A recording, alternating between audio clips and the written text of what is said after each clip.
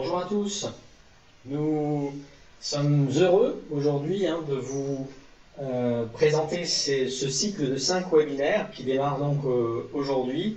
L'idée est de vous faire voyager au travers des activités de la chaire AIAR durant 5 séances dont on a voulu qu'elles soient relativement courtes, inférieures à 1 heure. On va essayer de tenir les délais de 3/4 d'heure.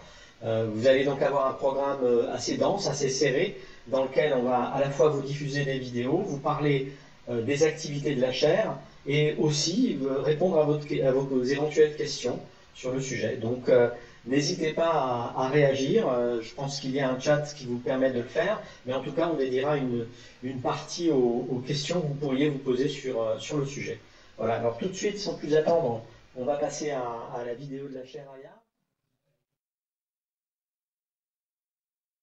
Et ensuite, on va vous présenter donc maintenant la team, c'est-à-dire les 5 personnes qui sont derrière l'ensemble des présentations qui suivront. Donc, je vais commencer par moi. Donc, moi, je suis Denis Cavallucci, professeur à l'INSA de Strasbourg.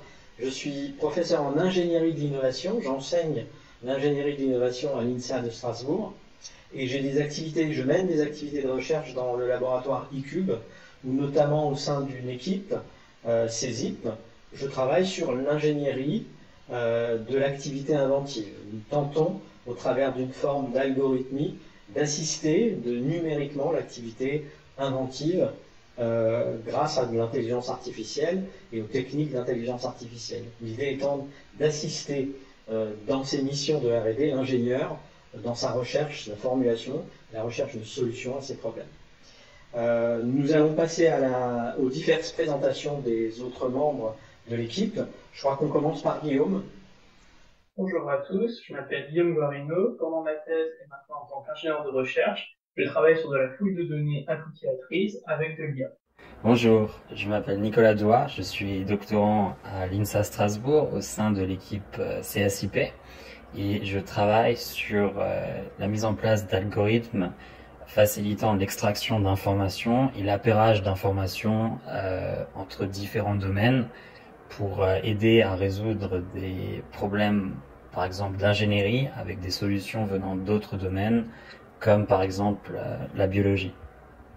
Bonjour, je m'appelle Ayo Elias, doctorant au sein de l'équipe CESIP à l'INSA de Strasbourg et je travaille sur l'appairage des problématiques d'innovation et de potentielles solutions qui peuvent exister dans des sources hétérogènes et des domaines différents en utilisant l'intelligence artificielle, prise et la modélisation des données.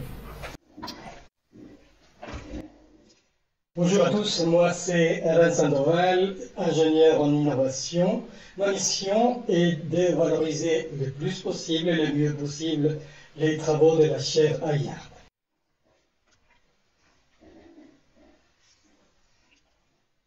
Donc nous passons maintenant à une petite vidéo qui est censée vous résumer la méthode TRIZ. Alors, je pense que cet acronyme, et pour beaucoup d'entre vous, n'est pas connu, ou vous en avez peut-être une certaine image. On a tenu, avant de rentrer dans le vif du sujet concernant la chaire, de vous en faire un rapide résumé en une vidéo qui ne durera pas plus de 3 minutes. Voilà.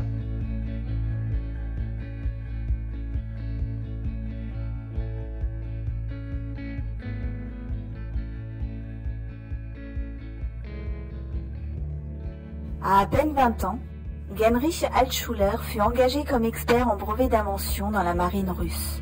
En 1961, il publie son premier livre, Comment apprendre à inventer, et en 1979, son dernier ouvrage, La créativité en tant que science exacte.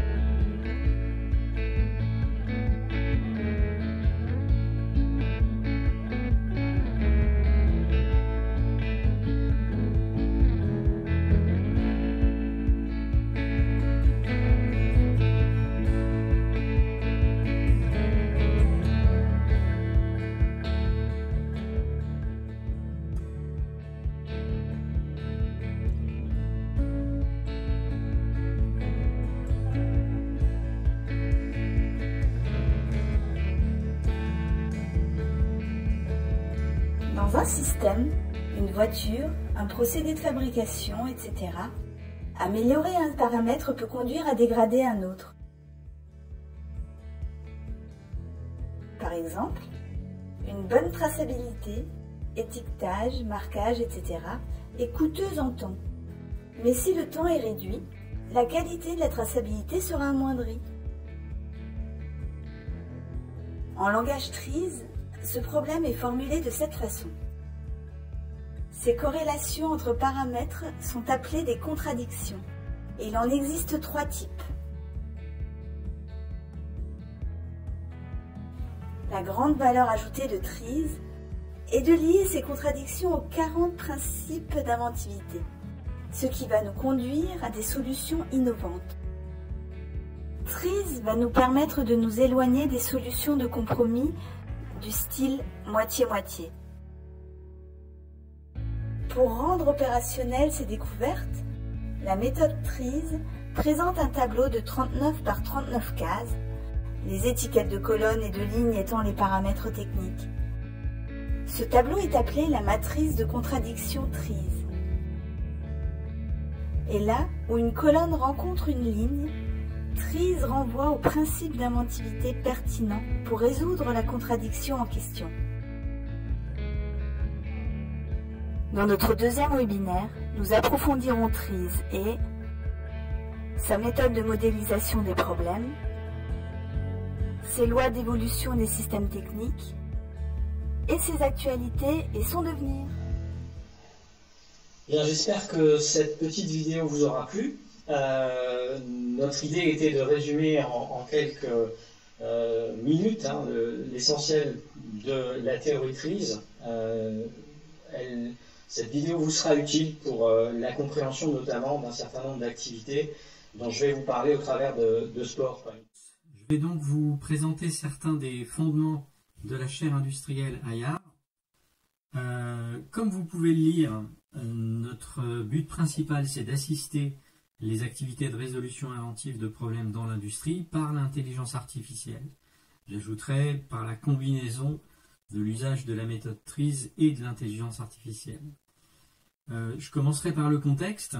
Les défis industriels, sociétaux sont toujours plus nombreux, toujours plus complexes, et ce n'est qu'un début. Pour n'en citer que quelques-uns, la neutralité carbone, le réchauffement climatique, l'hydrogène, le quantique, nourrir la planète, lutter contre les futurs virus, tous ces challenges sont en fait dépendants de la créativité des chercheurs et des ingénieurs.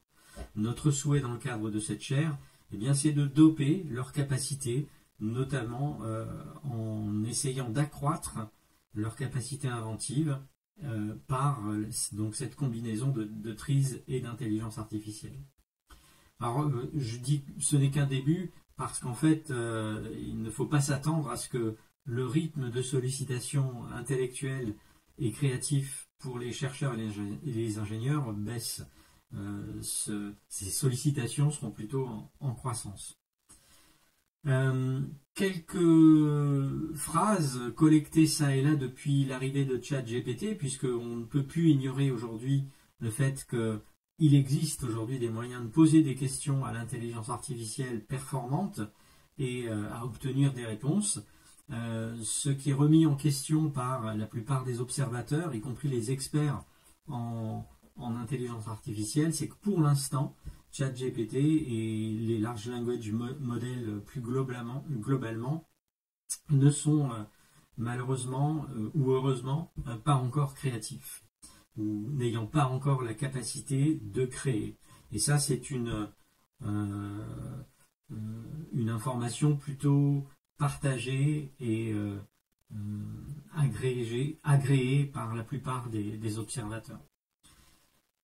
Alors, si on revient sur les fondements, la créativité, d'après les neurologues, les neurobiologistes, naît d'une activité neuronale spontanée. Et ce que l'on va chercher à faire, c'est, dans notre façon de percevoir nos contributions sur ce sujet, c'est de tenter d'imiter ce fonctionnement neuronal avec la mise en équation de façon très simple, très simplifiée, voire même vulgarisatrice, de la notion d'Eureka ou de génération d'idées. On va tenter de la mettre en équation. Donc si on part du principe que I est le résultat Eureka d'une génération d'idées chez l'ingénieur, eh bien on peut partir du principe que l'idée naît d'une rencontre opportune entre un problème et une donnée. Ce qu'on va tenter d'éclairer au travers d'une activité informatique, c'est que ce résultat d'interprétation résulte de l'association d'un problème, révélé automatiquement ou humainement, transformé en une contradiction, pour être en respect avec les fondements de Tries, et d'une donnée, extraite de n'importe quel contenu, fiable, brevet, article scientifique, web news, collecté sur le web. Cet appairage, c'est le petit plus, cet appairage entre problème et données, opportune ou opportun, est quelque part la garantie qu'une idée puisse naître par interprétation de cette association. Alors comment va-t-on maintenant appairer les différents domaines? C'est tout là la question de recherche, une des questions de recherche en tout cas que nous nous posons. Eh bien je vais tenter de le faire transparaître, on a peu de temps mais au travers de quelques images. Voici quelques objets. Alors je vous laisse les regarder très rapidement et je vais vous poser une simple question. Qu'y a-t-il de commun entre tous ces objets? Ils sont issus d'innovations dans des domaines différents, pourtant ils ont un trait commun et quelque chose les rassemble. Alors certains d'entre vous ont déjà la réponse, mais je vais vous la donner tout de suite pour ne pas perdre trop de temps.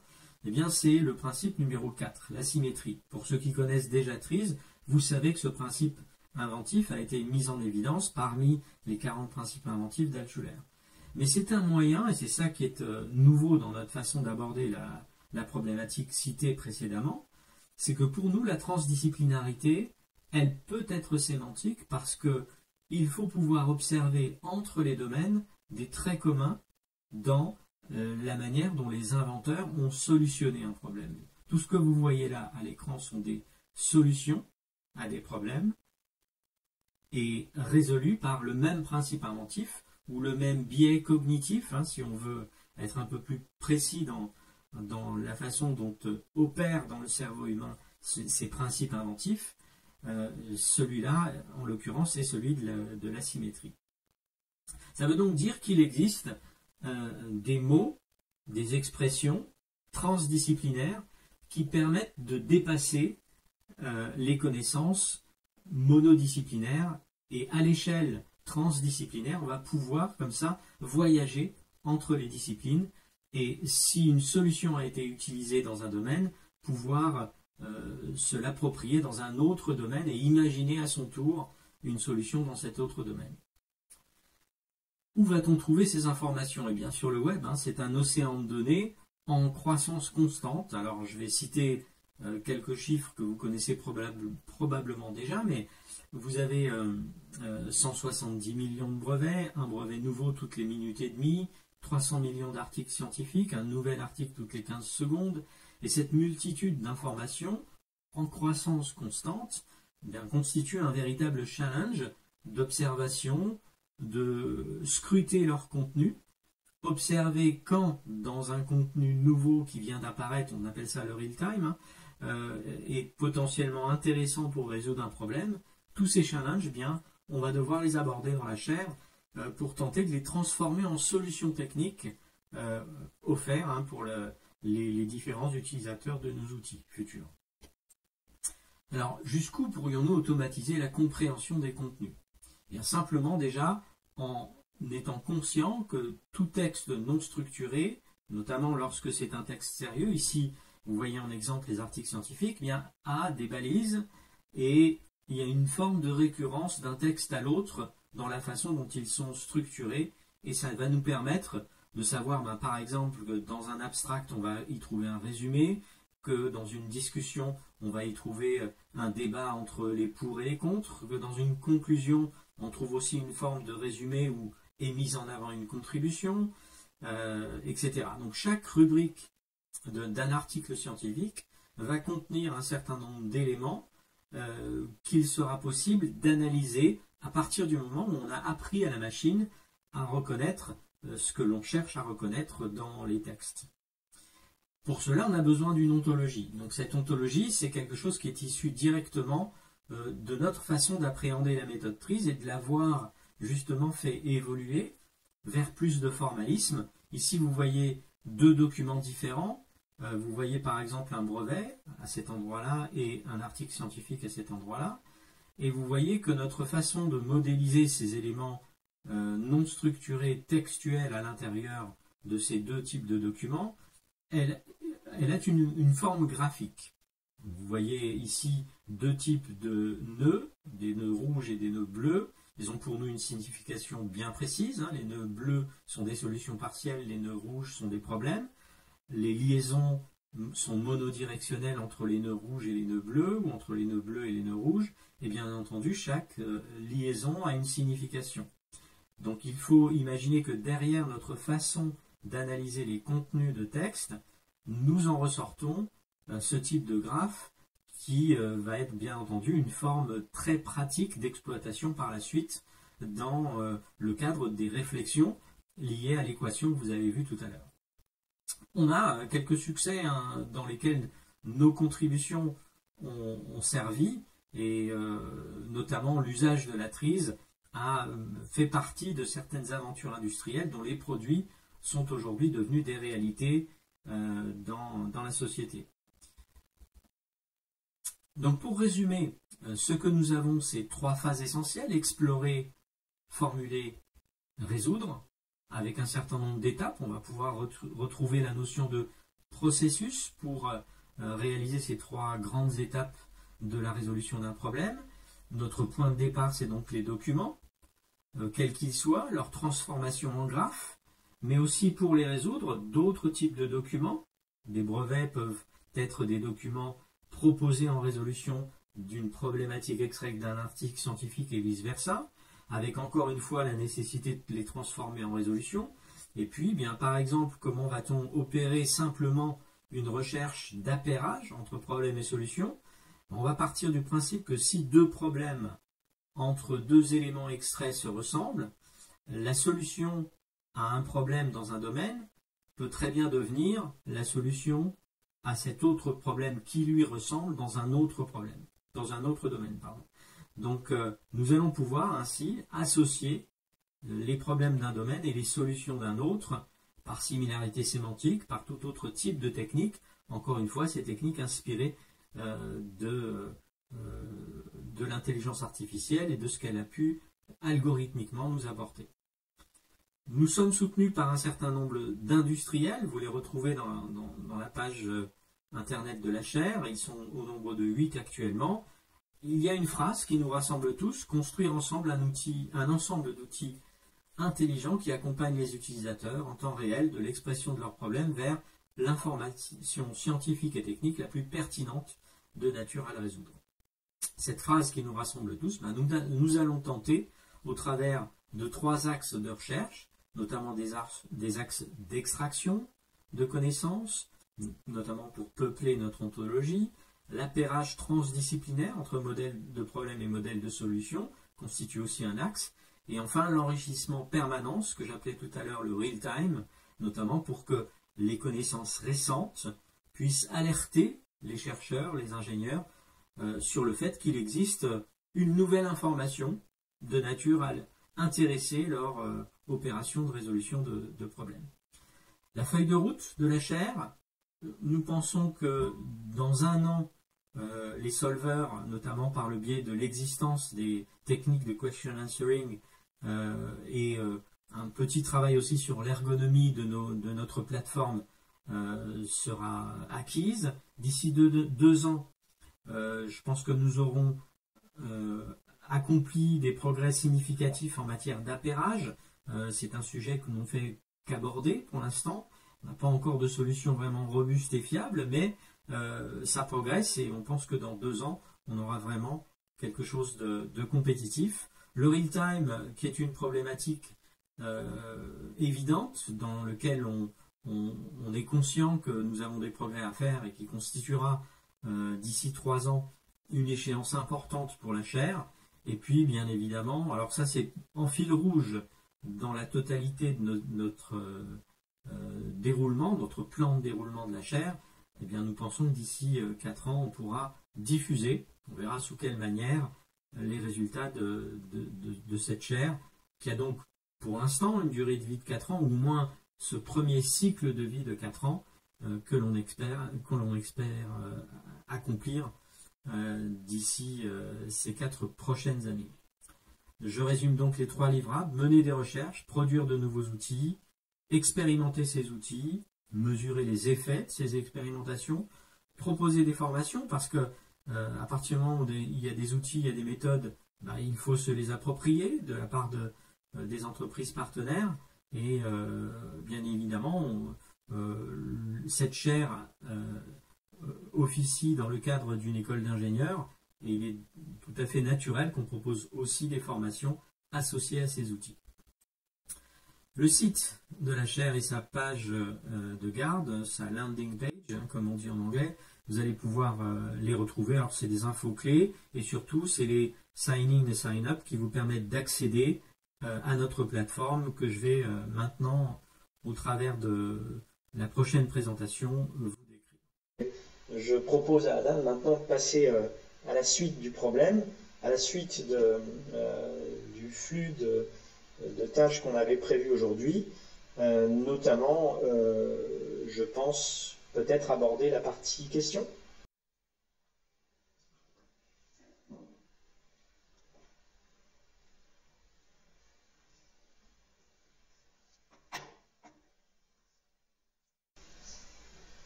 Alors je les prends dans l'ordre où je les vois arriver. Alors, Christophe,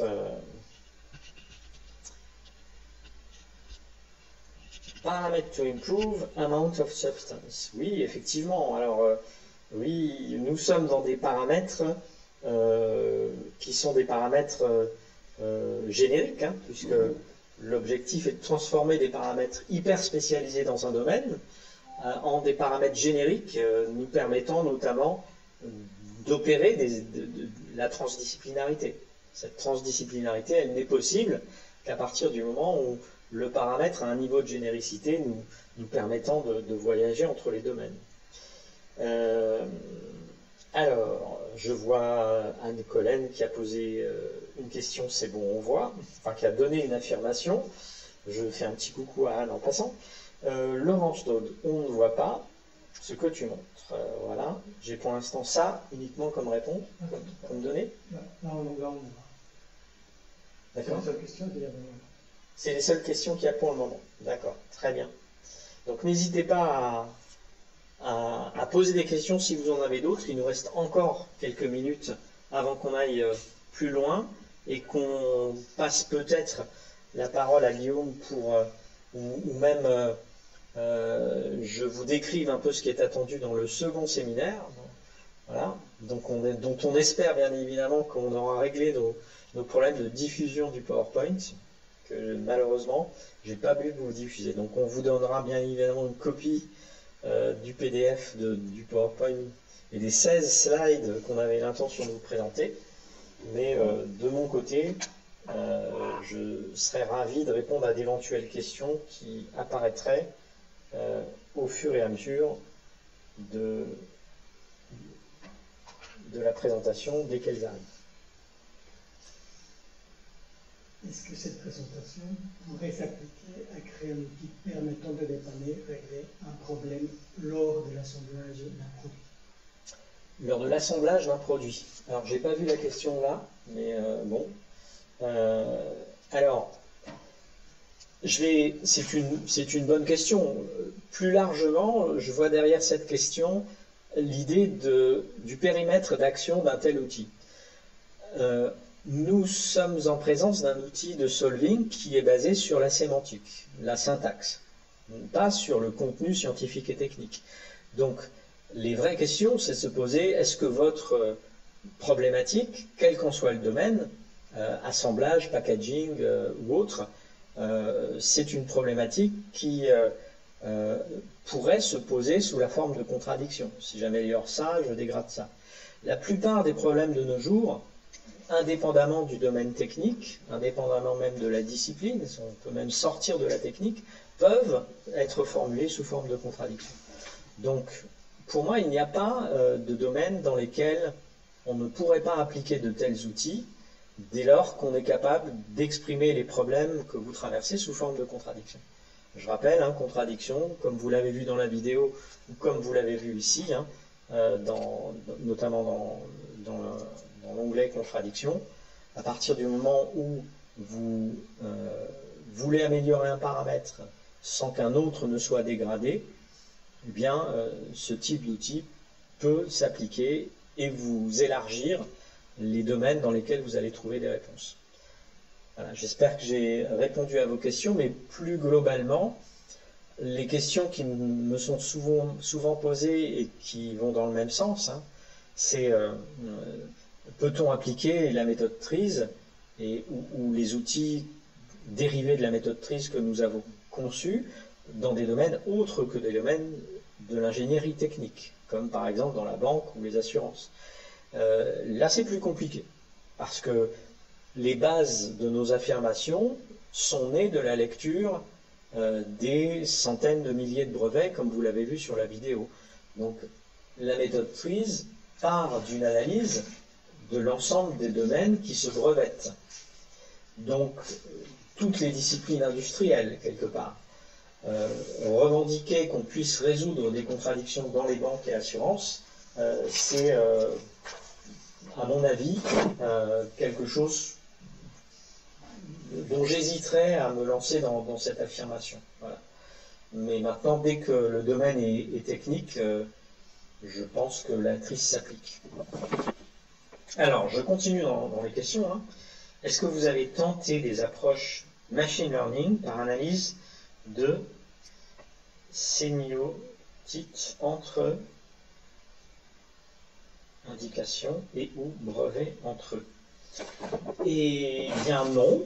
Alors machine learning oui, parce que c'est typiquement de cette façon qu'on obtient des graphes. Donc les graphes que je vous ai montrés tout à l'heure sont des extractions qui ont permis de repérer dans un texte non structuré des formes verbales qui font penser à un problème. Un problème comme par exemple voilà, la chaleur est excessive et dégrade le fonctionnement de l'appareil. À partir du moment où la forme verbale transparaît comme un problème, nous avons, grâce à une annotation humaine, permis à la machine d'imiter le fonctionnement ou le raisonnement d'un ingénieur qui lit un texte et qui comprend et qui annote là où se trouvent les problèmes. Ensuite, pour ceux qui connaissent le machine learning, c'est un réseau de neurones qui a permis notamment d'extraire automatiquement après sur des milliers d'autres documents des formes verbales de type problème et solution partielle. Par contre, l'analyse de sémiotiques, alors j'ai mal compris ton orthographe, Alan.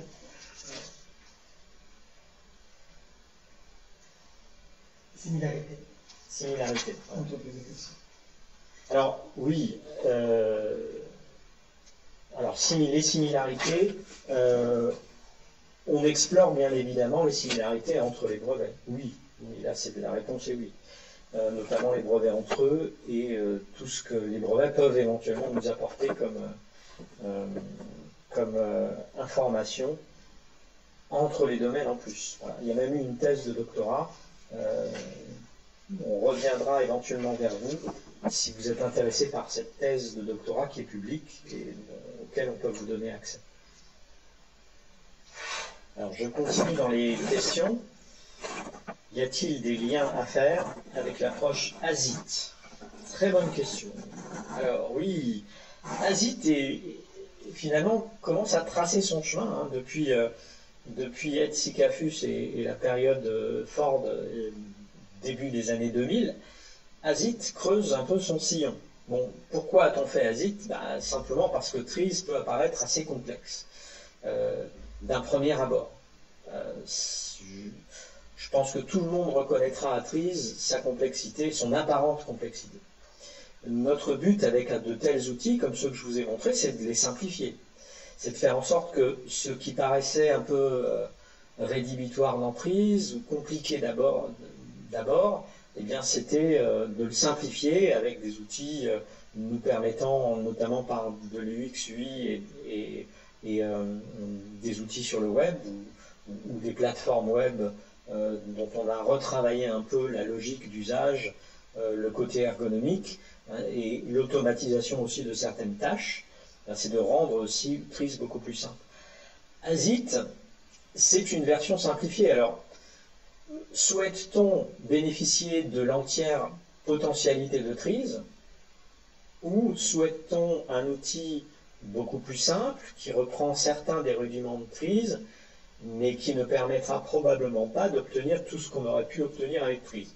C'est une question de choix, je dirais. J'ai rien contre ASIT. ASIT peut, dans beaucoup de cas, s'avérer l'outil suffisant. Voilà. Dans d'autres cas, les plus complexes, cet outil ne sera pas suffisant. Il faudra notamment des outils plus puissants et ASIT ne saura pas résoudre. Et là, la méthode TRIZ peut s'imposer à nous. Je continue dans les questions. Pouvez-vous en dire plus sur l'étape d'extraction de data, notamment lors de la définition des problèmes? Alors, un problème, au départ dans l'ontologie, pour reprendre des termes qu'on utilise dans nos publications, n'hésitez pas à faire le tracking un peu des publications qu'on a sur les sujets que vous venez de voir, puisque derrière ce que vous avez vu, il y a probablement une cinquantaine d'articles scientifiques en libre accès. Donc on en est à une douzaine de thèses de doctorat. Donc vous imaginez que derrière, il y a un volume d'informations sur tout ce que nous avons produit qui est disponible librement. Les thèses de doctorat, les articles scientifiques sont disponibles librement. La forme syntaxique d'un problème, on l'a canonisé, entre guillemets, on l'a axiomatisé à une forme verbale, sujet-verbe-complément. C'est ce qui nous permet notamment de retrouver des formes syntaxiques similaires, sujet-verbe-complément, dans lesquelles sont exprimés des problèmes. Donc quelque chose qui nous insatisfait et qui se trouve caché dans une forme verbale, dans une partie non structurée du document. Comment avons-nous fait? On a pris une quinzaine d'ingénieurs dans des domaines de spécialité divers.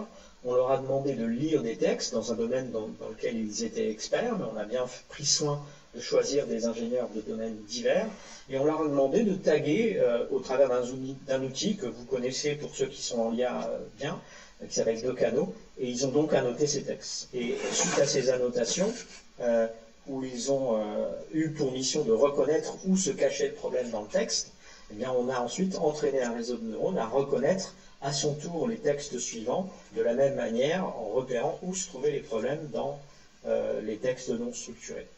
On a bien entendu fait cette opération plusieurs fois, on a fine-tuné nos algorithmes, on a créé une API qui nous permet aujourd'hui de balancer dans cette API des centaines, voire des milliers de textes, et d'en ressortir dans ces textes-là, dans ces masses de textes non structurés, où se cachent les problèmes, et on les transforme en des bulles rouges, où se cachent les solutions partielles, et on les transforme en des bulles bleues.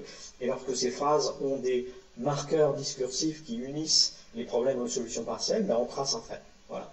Donc on automatise la grille de lecture d'un texte non structuré pour la transformer en un graphe qui va ensuite devenir, par sa forme mathématique, utilisable dans le cadre d'une réflexion inventive et créative, formulée et résoudre. Voilà. On a peut-être encore du temps pour une petite question, mais là on arrive au bout du temps en partie, mais je vais les traiter tous parce qu'on a eu quelques petits couacs pour notre grande première de webinaire. Alors la représentation graphique des contradictions semblait synthétiser des nombreux critères pour classer les contradictions. Peux-tu donner quelques explications supplémentaires à ce sujet? Alors, oui, dans l'ontologie de la conception inventive, donc ce qui se cache derrière notre façon de classifier les données, il n'y a pas que les problèmes et les solutions partielles, il y a aussi les paramètres. La plupart du temps, ces paramètres sont associés sont associés aux problèmes et aux solutions partielles. C'est un des mots qui se cache dans la phrase, bien souvent. Donc on sait non seulement reconnaître les phrases lorsqu'elles sont des problèmes ou lorsqu'elles sont des solutions partielles, mais on sait aussi reconnaître au sein d'une phrase lorsqu'un mot est un paramètre. De la même manière qu'on a fait pour les problèmes et les solutions partielles. On a annoté des textes avec des humains, des ingénieurs, experts dans leur domaine, et on a ensuite appris à la machine à reconnaître à son tour comment repérer un paramètre dans une phrase. Ça nous a permis d'automatiser non seulement l'extraction des problèmes et des solutions partielles, mais aussi des paramètres, et en plus de les associer aux phrases en question. Ensuite, la forme d'union entre les bulles problèmes et les bulles solutions partielles nous permet de construire automatiquement la contradiction, parce que lorsqu'une solution partielle est entourée de deux problèmes, un problème origine et un problème conséquence, on sait que l'association des paramètres rattachés à ces trois bulles forme des contradictions. Donc si j'ai un ensemble de trois bulles liées entre elles, dont une bulle solution partielle est entourée par deux bulles problèmes, on sait que si sont dérivés de chacune de ces bulles un paramètre, ces trois paramètres vont probablement former une contradiction. C'est ce qui nous aide aussi à extraire d'un texte non seulement les problèmes et les solutions partielles, mais aussi les contradictions. Voilà, j'espère avoir donné une explication suffisamment claire. Est-ce qu'on va clore ici? D'accord, très bien. On vous en donnera le détail, mais je peux d'ores et déjà vous annoncer que le second webinaire sera essentiellement dédié à TRIZ, puisque je pense ne pas être allé assez loin par la vidéo de 3 minutes et par mes explications dans ce que nous avons fait de TRIZ.